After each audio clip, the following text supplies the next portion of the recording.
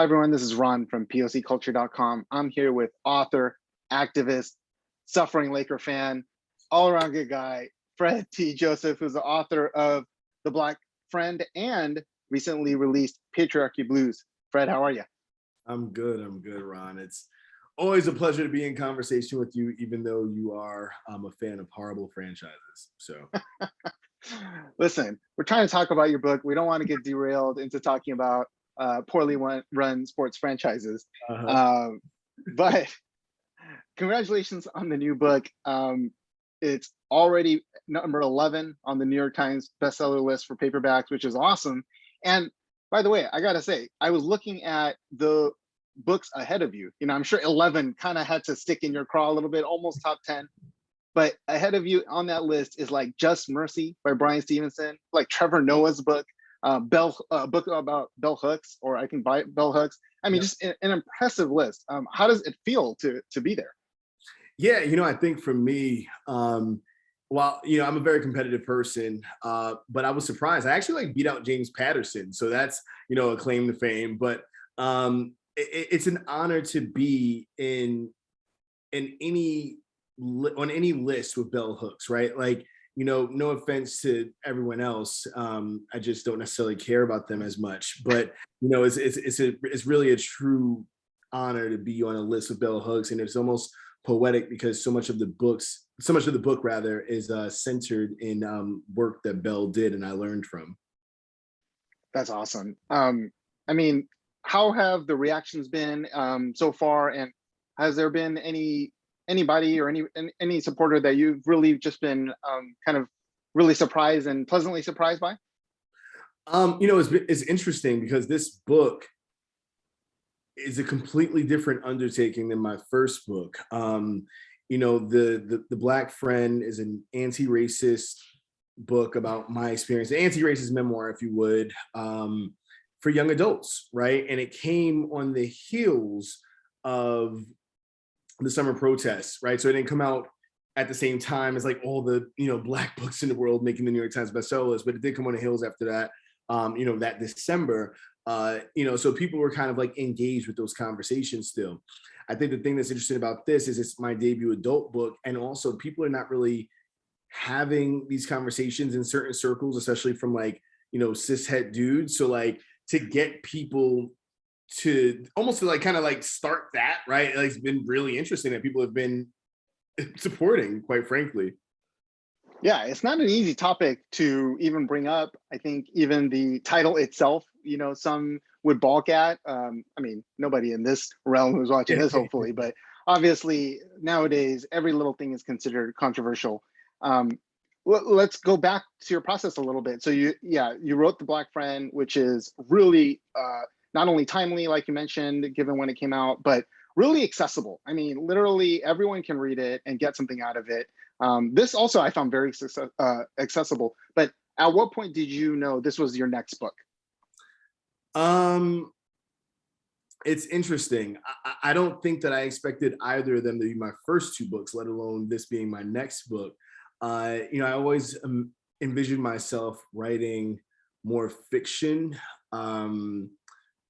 But we step into the moments as they call for us, right? So I wrote The Black Friend years before that summer quote unquote racial awakening, and I wrote this book years before even like the conversations and fights over like bodily autonomy right now and things like that, right? Years before some of the transphobia we're seeing normalized and things like that. So maybe I'm a bit of a futurist. I don't really know, but yeah, in terms of the process, after The Black Friend, I knew that like I wanted to write something that not everyone's writing. Like, to be quite frank, like The Black Friend, you read it, it's very different than a lot of like the anti-racist it's not a how-to guide. It's very much like reflections, if you would, as well. But that space is like extremely saturated to the point where I don't feel like the books that are really good necessarily get the support that they might deserve. But what did it look like to actually tackle something and have the courage to tackle a topic that people might not read, right? Like I didn't expect anybody to buy this book whatsoever. I suppose from the 20 publishing houses that turned it down, they didn't either, but proved them wrong. So Yeah, I mean that's interesting to hear you talk about that because exactly like writing a book is not it's not a instant gratification type thing, right? You come up with this idea, it's a process, and so the timeliness of it is I hate to call it good fortune even because the topics by nature it's not good fortune that they're as timely as they are. It's almost bad fortune for us as a society, but we need it. And it's interesting you called the Black Friend not a manual, you know, it's a memoir, but at the same time what I really enjoyed about it was it really is a useful yeah, manual yeah, in that way, right? There's a yeah, glossary, there's a yeah, playlist, all these yeah, things that I yeah. found really helpful. So when you approach this book, so how did you conceive of the idea? Like you said, it's an idea, it's a topic not everybody's talking about, so how did you decide, okay, I've got to write this? Yeah, I think this book was written before parts of this book were written before there was ever a proposal, before there was ever a title. It was just like me jotting things down as I was seeing the world around me. That's why it's this myriad of things. It's you know, poetry and essays and letters, and you know, even like the essays are written in different styles and whatnot, because I was, you know, literally jotting things down over like the course of like over 2 years, and I was like, huh, well, I should figure out how to put this all together. This is really interesting, right? And I think what I came up with was that the writings were kind of like a jazz album, right? Like where it doesn't necessarily have it's not curated like certain albums. Jazz albums are supposed to be are supposed to lean into improvisation, right? They're supposed to lean into imagination, and I think that this book did that, right? When you're reading even like the first poem, the First Colossus, which is, you know, this take on Emma Lazarus's, poem about, you know, being an immigrant in America, but what does it look like to like remix that as like a Black person who's never gotten that like white immigrant story, right? Even though we were here before those white immigrants, things like that. So it's you know, the book is a mix of things, and I think that like the process of getting the book made, for myself, and for everybody who collectively made it happen, it was a process of things. Yeah, I can only imagine. And I totally feel that. There is like almost a musical, like a jazz feel to the book, which I really appreciated. Like you said, there are poems or essays, and it really flows together, but also distinct from one another, which I thought was interesting. Um, you've already referenced a couple times getting the book made and trying to sell it to publishers. If we Yeah. can peel that back that curtain a little bit without throwing anyone under the bus, what Yeah. was that process like once you're trying to get it out there and find a publisher for it? Oh, it was hell. You know, I mean, realistically, you know, publishing is a very difficult space for Black people, very difficult space for people of color, very difficult space for a lot of people who are just not white, cis het, so on and so forth. So it's so like when you add in what the topic is, the subject matter of the book, it's just like, oh no, this is not gonna fly, right? They're just like, we have Black men in a certain box. This is what you should talk about. These are the books that have sold from Black men. Go write one of these, right? And I was like, yeah, I don't want to do that. That's not what my interest is. So you know, it was such a disheartening experience, right? Like you're sending, you know, my agent is sending out this book, and this is when the book was titled something differently. It was Portraits in Five Shades of Black, is what it was originally called. It was a play on this Charles Mingus, Self Portraits in Five Shades of Black. It was a play on this Charles Mingus track. Um, but people didn't buy it because they were just like, yeah, we don't get it. So we went back and like kind of like dialed it back a little bit on some, I wouldn't say dialed it back on the creativity, but dialed it back on some of the conceptualness of it. Went back out again with it. Nobody wanted it again. They said, oh, the writing's gorgeous. You know, the themes in it are so important. We just don't think anybody will buy it. And then just white editors were like, hey, we don't know. We don't think anybody will buy it, but even if they would, we don't know how to put it together to make it something that, how to package it for somebody to want it. The one person who made an offer on it at that point, after the second round, was a Black editor, but she was at a small publishing house. And they couldn't offer enough money, especially seeing as my first book was an instant New York Times bestseller and stayed on the New York Times bestseller list for over a month. It was on the indie list for months. You know, when white authors usually have that type of success, their next book is like a guarantee. You can literally write like 2 sentences and they get a book deal for that, right? But I wasn't getting that type of like credit. So then the third time around, we went out again. All the white editors, once again, we can't, da da da da. So they actually took a Black biracial editor to be like, okay, I can like basically scrounge up enough money to acquire it for something that was still actually, funny enough, this book was acquired for less than my first book, even though I had made the bestseller list and things like that, all these different things. Yeah, I had, just to get it made, I had to take a pretty massive pay cut. I mean, that's just unbelievable, and yet believable, sadly.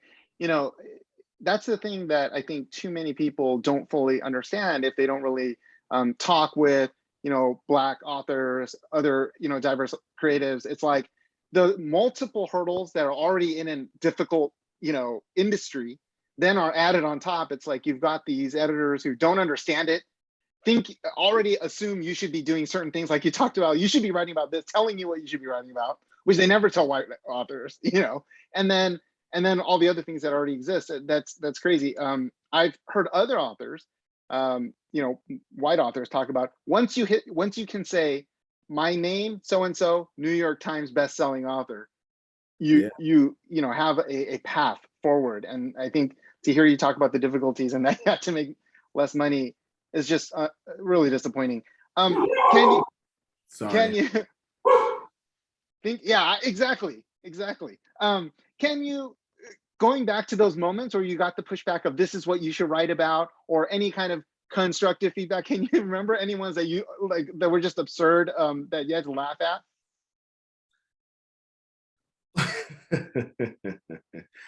There was like, you mean like some of the people who like gave no's, right? Yeah. You know, there was a lot of racism there. There was like, to the point where somebody had said, this actually wasn't, you know what, it wasn't for this book, as a matter of fact. It wasn't for this book, it was for another book, which I can't talk about yet, but it's for another book that it doesn't have a deal. I don't have a deal for it yet, in part because of the same issues with this book. But somebody had said the writing is pristine. I think that he's phenomenal. Some of the best writing I've ever read. But we already have a Carmelo Anthony book. We already have it was naming books about Black people, and those aren't selling. So we really can't acquire this. Like just random Black people, like Giannis, right? Like, do you know pronounce Giannis's last name? Antetokounmpo? I think it's Antetokounmpo. Okay.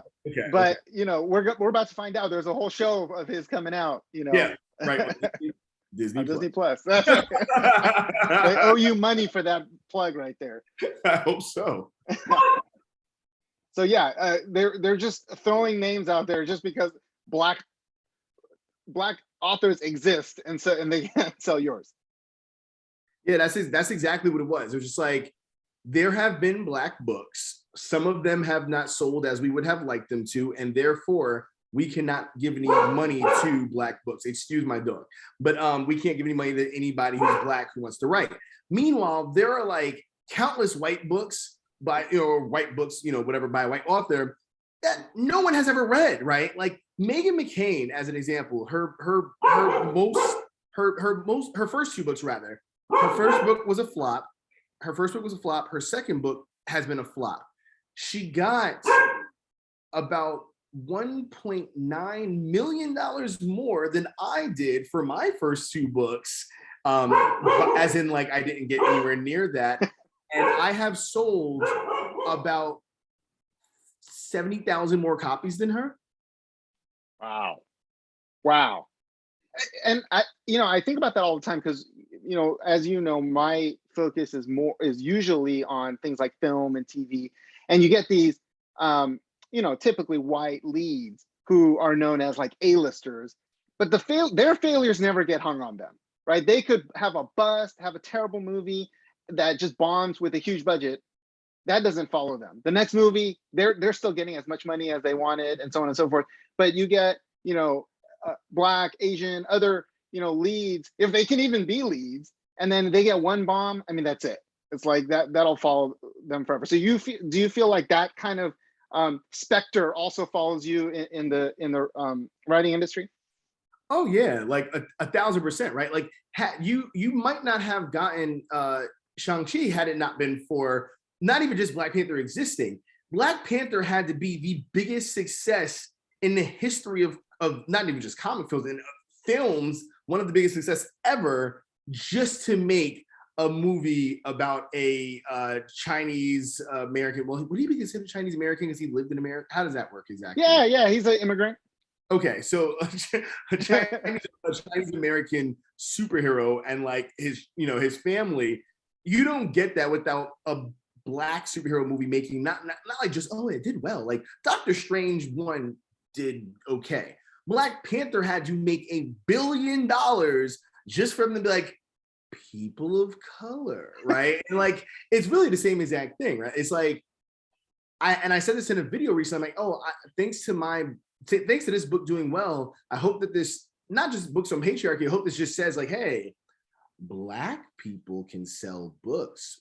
We read and write. It's like, get out the way. Because even with this book, I creatively, again, had to stifle some of the things I wanted to do just to get a book made that like could be purchased or acquired rather. So yeah, it's definitely the same exact thing. Oh, absolutely. And 100% not even made. Shang-Chi would not have been made if not for Black Panther. I don't think there's any question about it. Thank God for Black Panther. And, that's just the plight that we face here. Exactly. Just moderate, huge success, moderate, huge for Marvel wouldn't have done it. So it's tough to see that in all the industries, but I'm glad you're putting a voice to it. Let's talk about like the book itself. So, I don't want to go into spoilers because obviously people should read the book, buy the book, read the book. But in the beginning, you talk about your own kind of self-reflection as you got to this idea of like examining patriarchy and your own experience. One of the things you poignantly write is like you asked yourself at some point in your life, I think you said age 24, sage age 24, what would I be remembered for? And are you willing to give more than you've taken?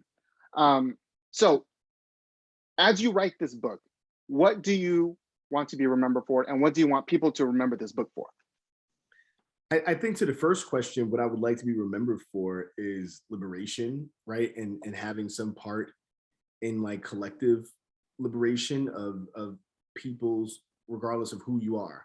I think in terms of this book, I want this book to be a stop on a very long journey for a lot of people, including myself. I want this to be, and I've seen it already, right? Like people just, again, like you said, it's accessible, but it's very different from my first book, right? It's an adult book, and I've seen grown people like, hey, I am 40 years old, and I've now read your book twice, and I am sitting on a beach considering who I am, right? Like as a person. And that's exactly what I want, because I think, writing a book and reading a book are two different things even when you're the author of the book. And I've been going back and kind of reading parts of Patriarchy Blues, and I'm just like, man, I'm considering who the hell I am, like, and that's the work, right? That's the goal. I think that's the goal of any art, whether it's a book, a song, a film, whatever. Like the best parts of us, the parts of us that we can imagine and endeavor to be better are like rooted in like our most profound classics, if you would. Yeah, I think I really feel that idea that you're talking about, which is like just trying to really evaluate who we are. Because in the book, again, this is just early on, so no spoilers. What I thought was surprisingly optimistic is you say like, I think we're headed in the right direction. This might have been before all the recent events, obviously, but there hasn't been a reckoning. And I think there's this tension that a lot of us face as we're dealing with these events, these tragedies that over the last few years, it seems like constant, right? It's like a barrage of tragedies. And there's this idea, we live in the United States, there's this system, we all understand that the system is messed up. This is a tough question for you to answer, so do the best you can. How do people start the process of we're members of the system, right? We're in it. There's so much we can do, but how can we be productive members of this system while the system itself is all messed up?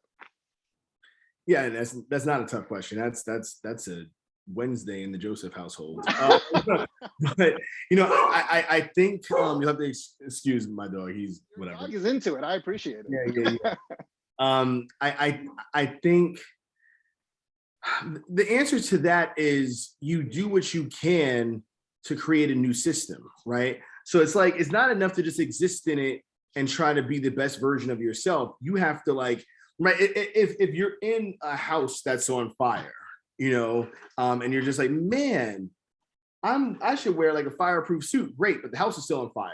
So what do you have to do? You have to actually like put the house out. You have to douse those flames. So I think that we all have to be working on two things, both being the best versions of ourselves and also dousing the flames, the oppressive structures, helping dismantle them in this country and, globally. So that's the answer to that. I don't think you can have one without the other. I think, you are a phenomenal person. But one of the reasons why I do care about you so much is you are actively doing work. It's not just like, you're like, oh man, I really hate anti-Blackness. No, it's like woven into who you are, right, on a regular basis, even just, just seeing your family on Instagram and stuff like that, and, reading your writing and seeing what you post about. I'm like, oh no, he is doing what he can in his capacity on a daily basis to try to dismantle anti-Black structures, even though he's not Black, right? And that's the work.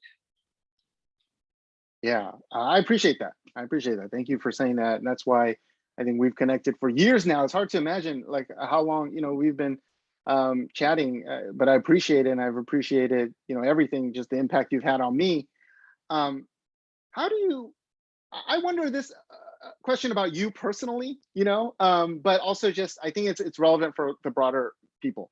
Lately, it feels so hopeless, right? It feels so despondent. You obviously deal with that times exponential. How do you focus on the positive, or how do you keep going with that hope in the times when it feels so hopeless?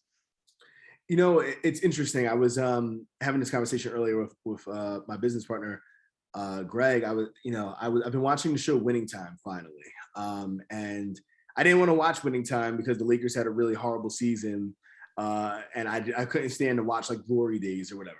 But between watching Winning Time, and then I was also watching this Dwayne Wade 30 for 30 about the end of his career, and I remembered just this moment because it was all tied to kind of like all these great players and whatnot. I was thinking about Kobe Bryant, and I was like, man, that period of time that kicked off this new wave of pain, right? Like this, like Kobe passing, the pandemic, Chadwick passing, it's just the litany of things that have happened that are like, interpersonal, that are super huge, whatever. Where do you find hope? Like where do we find it? And I was like, well, for every one of those things that has happened, there has been a response, whether big or small, by humans to keep me going, right? So like when Kobe passed, there was also like this outpouring of love and appreciation for Kobe, right? There was this like, even like recently watching Jason Tatum play in his first Eastern Conference final game 7, or maybe it was his second. I think he lost the first one to LeBron, but like, finally make it to the finals though, and have a Kobe Bryant armband on as a Celtic, right? I'm just like, man, that's hopeful. Or when Chadwick passed, the outpouring of love for the characters that Chadwick plays, but then personally for who Chadwick is as a human being, right? In the pandemic, right? Like, okay, like we are struggling, like the whole world is struggling, but it's like, a lot of times when I do certain things, let's say like raising money during the pandemic, tell people, I don't really care that I'm raising money. I care about the people who are giving money, right? Because you have hundreds of thousands of people from around the world trying to help people who they don't know. And those are the things that give me hope, right? Like these conversations give me hope, right? Like in the face of anti-Asian hate that has like plagued this country, in the face of anti-Blackness that has plagued this country, in the face of all these different things that you have going on, I have going on, we have our own personal households and all these different things, we still get up and joke with each other, right? Like we still rib each other. We still find time to like to really like love on each other, just like as friends, as adversaries on the, pertaining to sports, as brothers, really, like as brothers in arms. And that's where I find my hope in like looking at like those little daily things. Yeah, I love that, and I'm glad to hear you say it and articulate it in such a way that, with the analogies, I think is very clear. Um, if anything, to me, the last few years, if there's anything our takeaway should be, it's that we can't rely on these proposed leaders, the systems in place.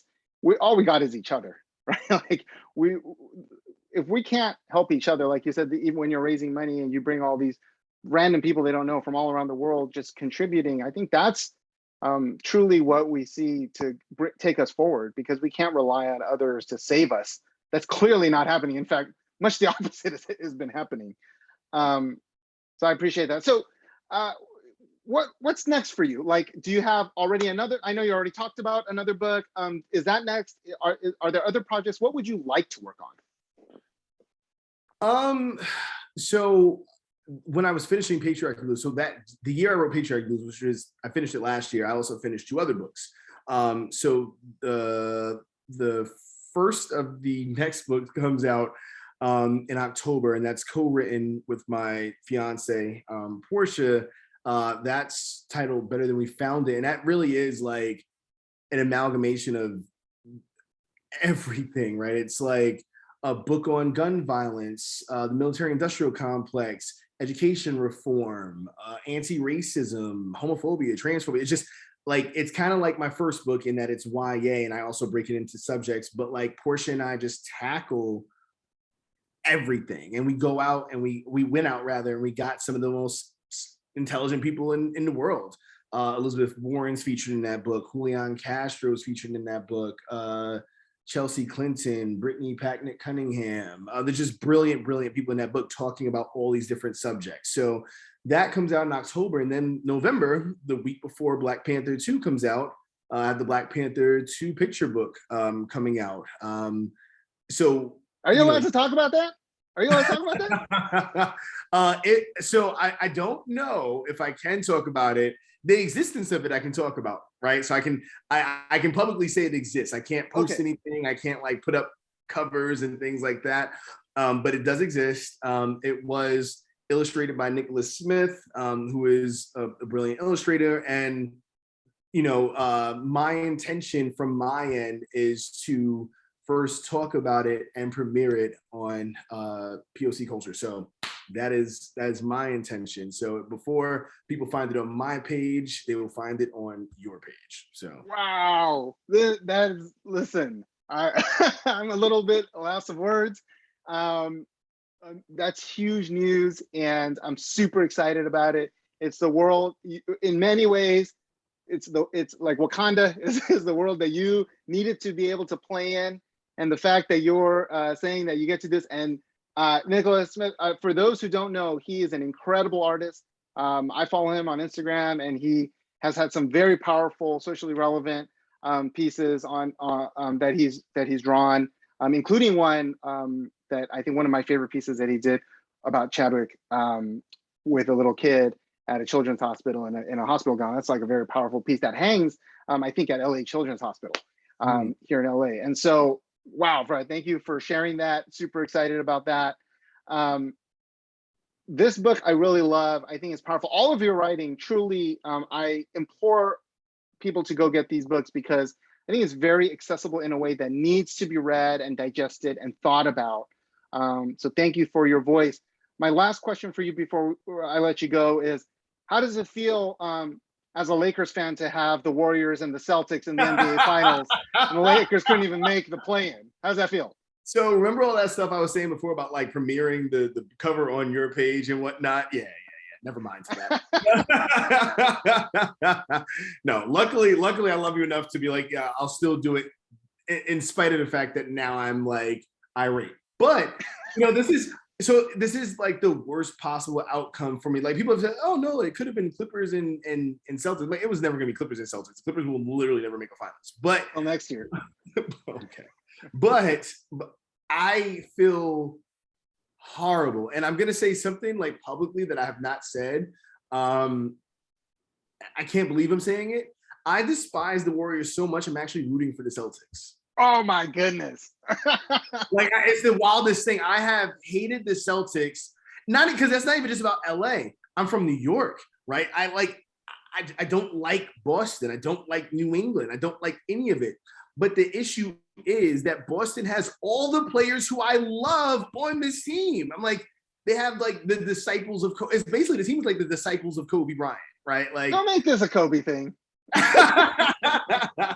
I cannot stand Steph Curry and Jordan Poole, maybe more than any players in the league. So, well, just shockingly absurd revelations by Fred at the end of this interview.